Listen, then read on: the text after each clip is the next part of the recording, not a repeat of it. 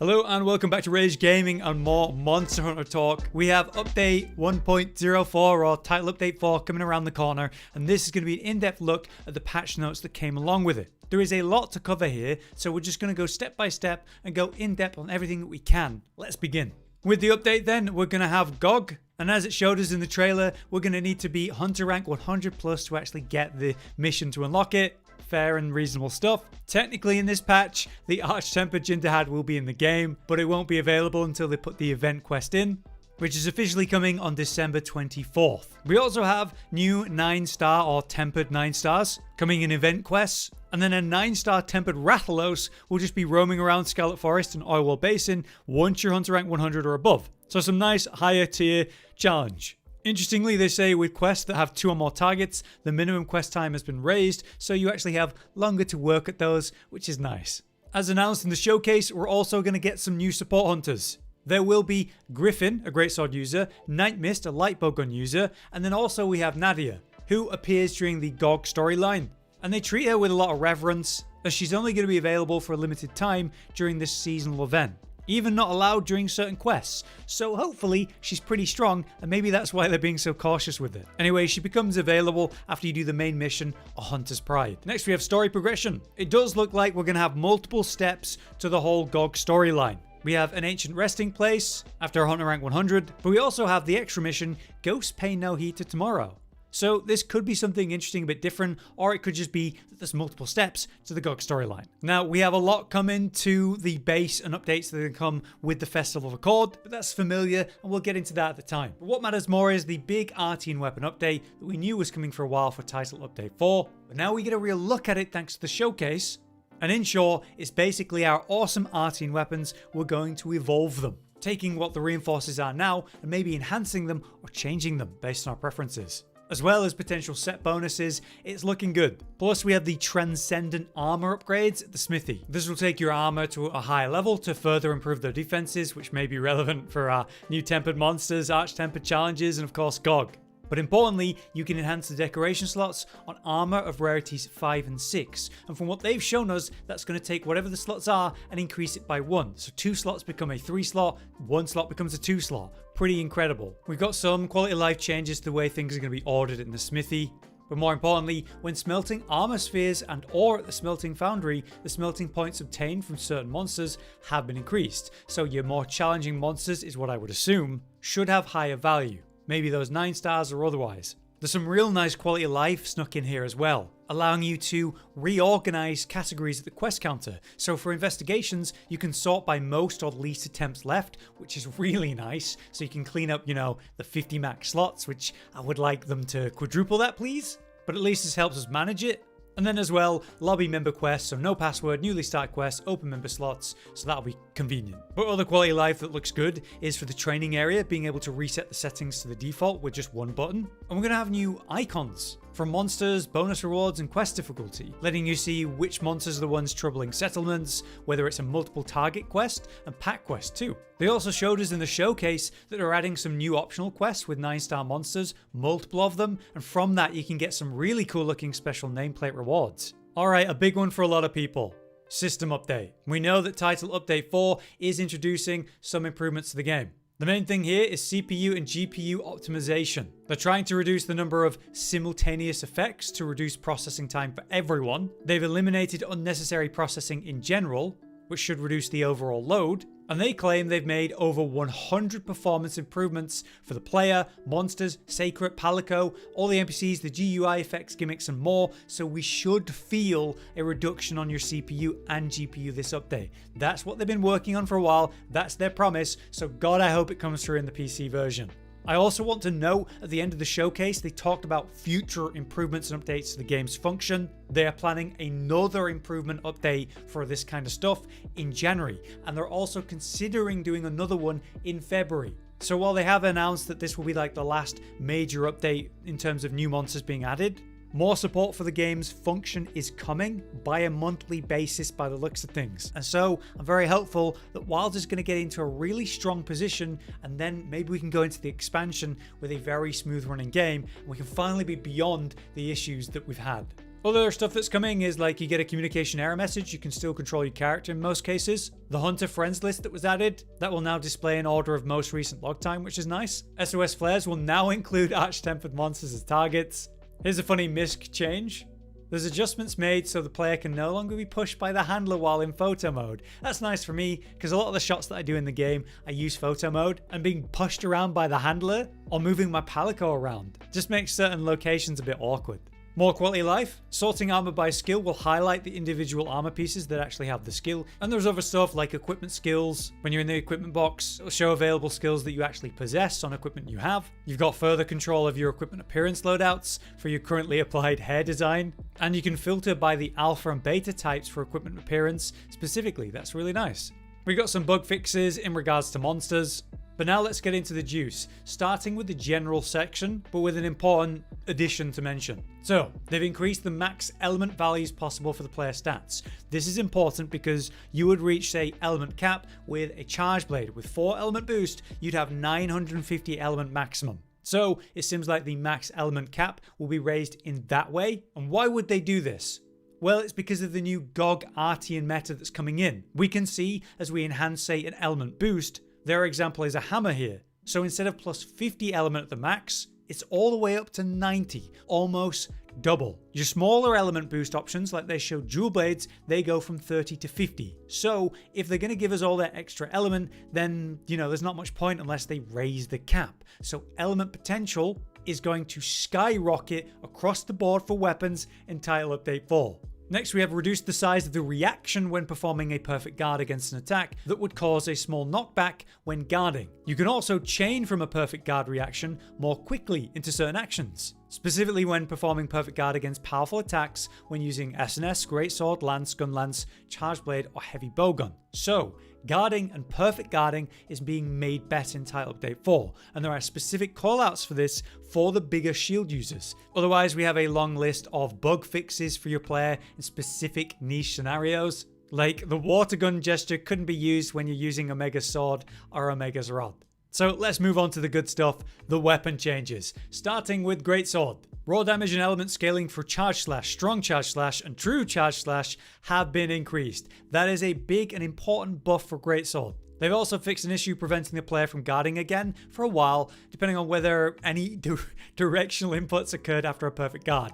Bit of a weird one, nice to have that fixed. This is actually going to be a nice benefit for faster reactions after a perfect guard, but the raw and element scaling for certain attacks is a relevant buff. It could be significant for the weapon's performance and focused playstyle. You could loop strong charge with focus strikes instead of doing your classic true charge combo, depending on the situation and your options available, which basically means you're doing a lot less of the true charge combo if you're trying to be like optimal. So hopefully this change encourages the classic true charge combo, rewarding you for that classic playstyle. Next, a quick one for longsword. The main thing here is special sheaths will now take longer to automatically deactivate if the player is waiting during a special sheath. So as you go into that special sheath, you're holding your position, you're now going to have longer in that moment, which is definitely going to be good for most of your longsword players who might time it wrong or too early, that kind of thing. You wait longer than expected. Now, perfect player, this doesn't matter to, but how many of us are literally playing perfect all the time? This is a nice change. But we got more to say about sword and shield, both good and bad.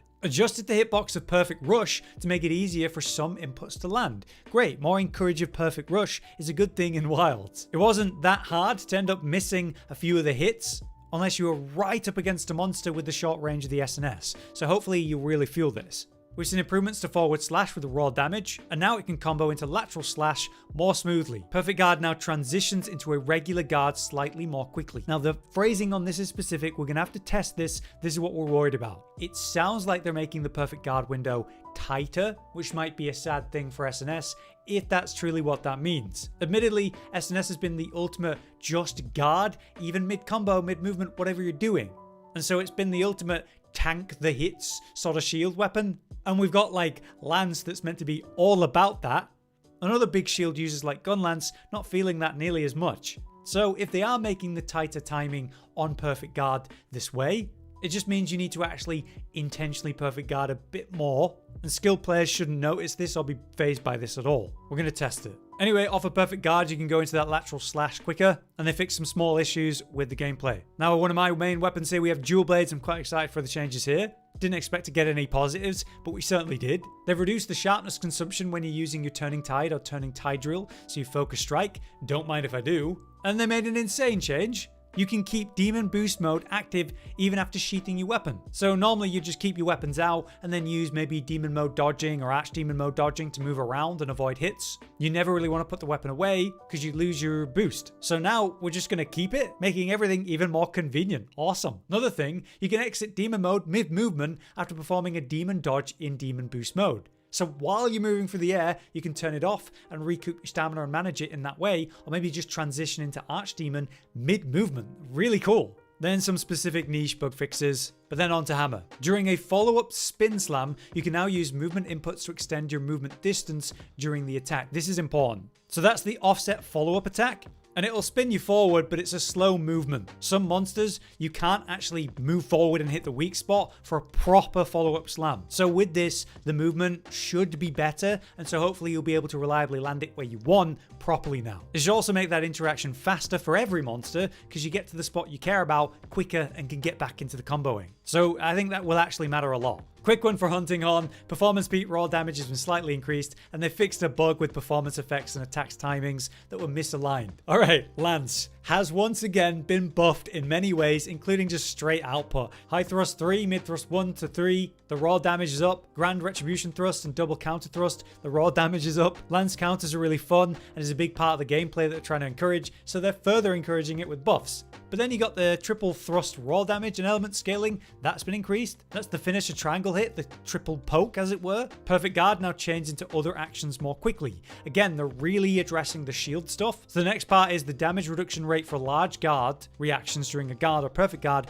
have been increased. So Lance is going to become more tanky feeling when you land those perfect guards and sort of shrugging off the heavy hits as we mentioned in the general section. So big heavier shield users, Gunlance 2, this is going to be very rewarding. We'll see how that playstyle turns out. Hopefully Lance is stronger. On the topic of Gunlance, it's pretty quick. Wormstake Cannon was adjusted to make it easier to hit. Awesome. Wormstake Cannon attacks in focus mode have also been adjusted to make it easier to fire in the direction of the reticle, so more accurate. Again, the damage reduction rate for large guard reactions during a guard or perfect guard have been increased, so big heavy shield also will feel heavy when you take bigger hits and shrug them off.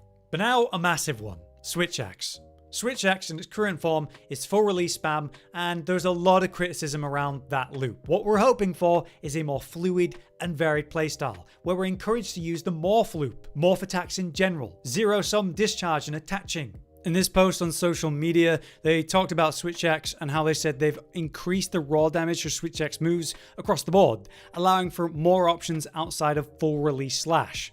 So that it is what we want, but what do the patch notes say? Well, our control of counter rising slash is better. We can now chain it to a sidestep. We have better invulnerability to knockback, and it can be chained into an evade. So instead of being stuck in the double swing and then taking a hit to the follow-up hit, which is super annoying, we have a bit of control to interrupt it or move after. We'll see how that feels in play, but that's a good start. You can also evade while charging unbridled slash and full release, so maybe cancel it while it's going. That's helpful. You can also quickly chain into an evade after landing and performing a zero-sum discharge finisher. Also great. Nice control improvements, but still not the issue. Focus Assault are Focus Strike. The damage of the raw of that is better, and it's easier to hit wounds and weak points. This is a meta thing to do to control a fight, interrupt the monster, hold it down for a full release follow-up. So nice, that's stronger, but still not the issue. Finally, we get to raw damage has been increased for sword overhead slash, your right rising and left rising slash, and then the very important heavenward flurry. Cool. Unbridled slash raw damage is up, so that's not the full release, but the quick weak version.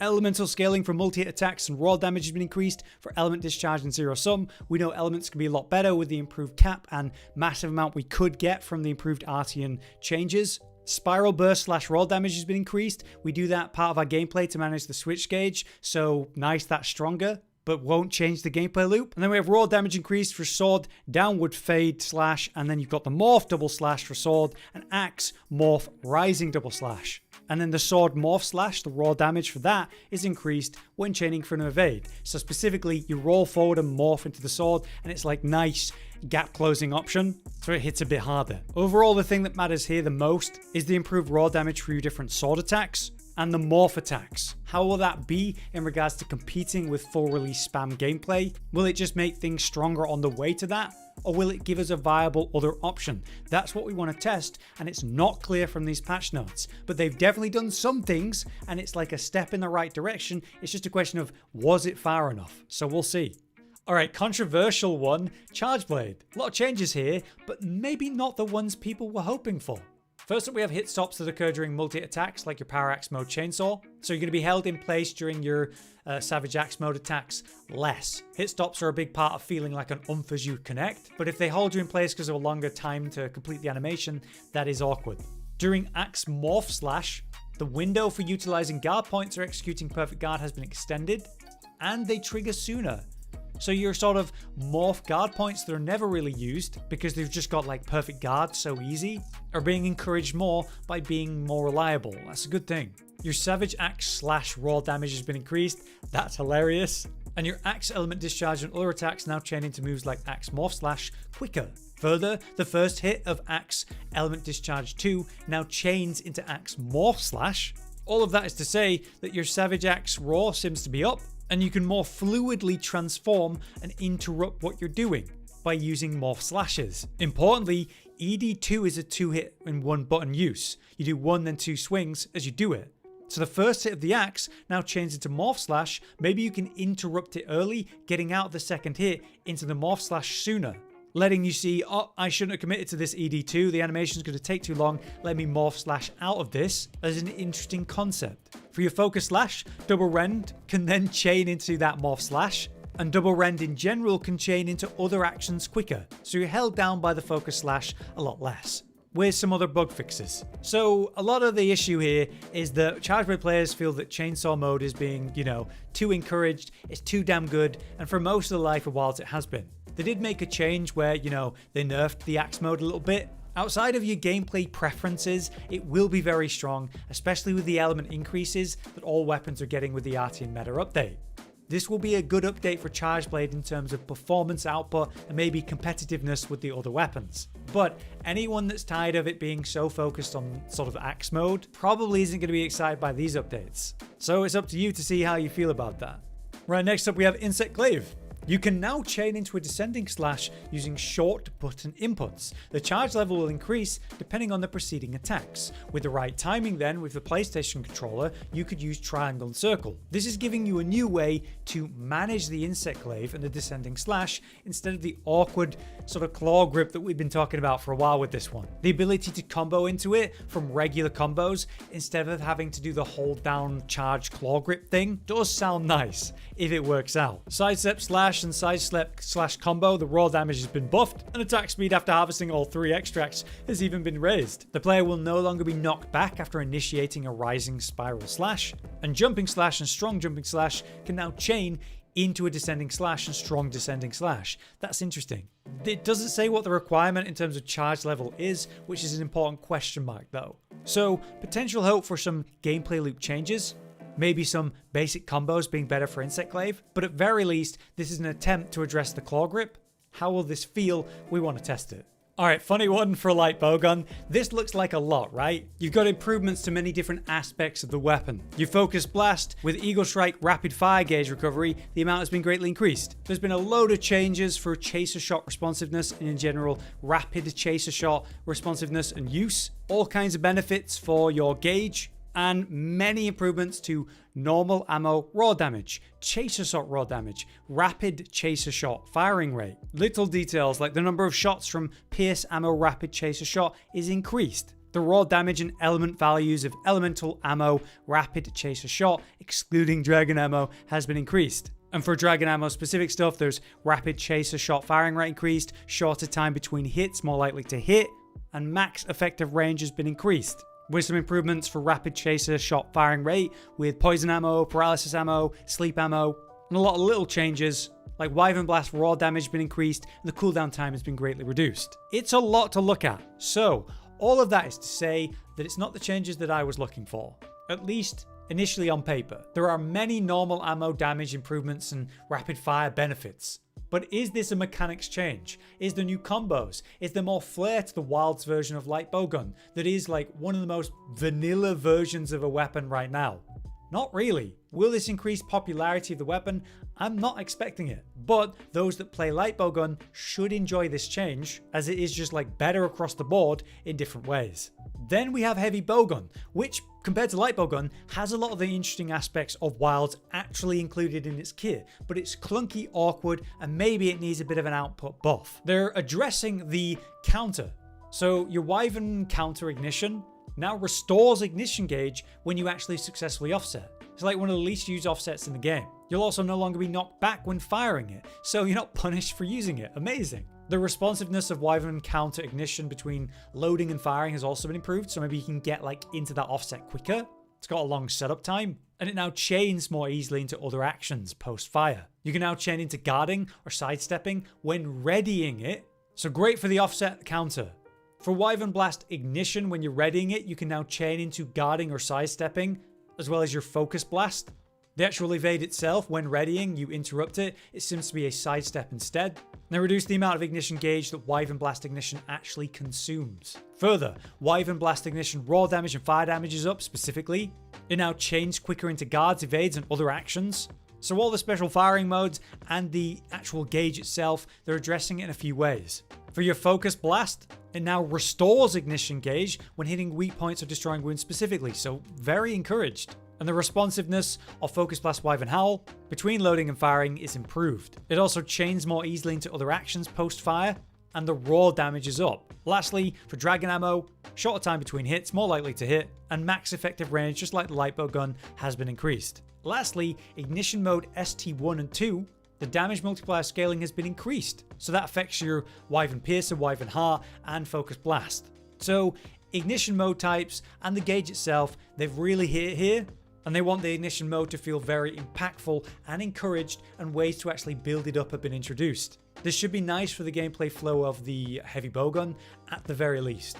And that finally brings us to our last weapon, bow, which definitely deserves some attention, finally. First up, Dragon Piercer and Arc Shot raw damage increased. We're hopeful that this means Dragon Piercer can be a meta combo relevant option. It was a very good option at launch, and then they nerfed it. So it seems like they're walking that back, but by how much? They've increased the raw damage of Tracer Arrows and Fuse Arrows, long awaited after the beta. Charge Shot, Power Volley, 1000 Dragons.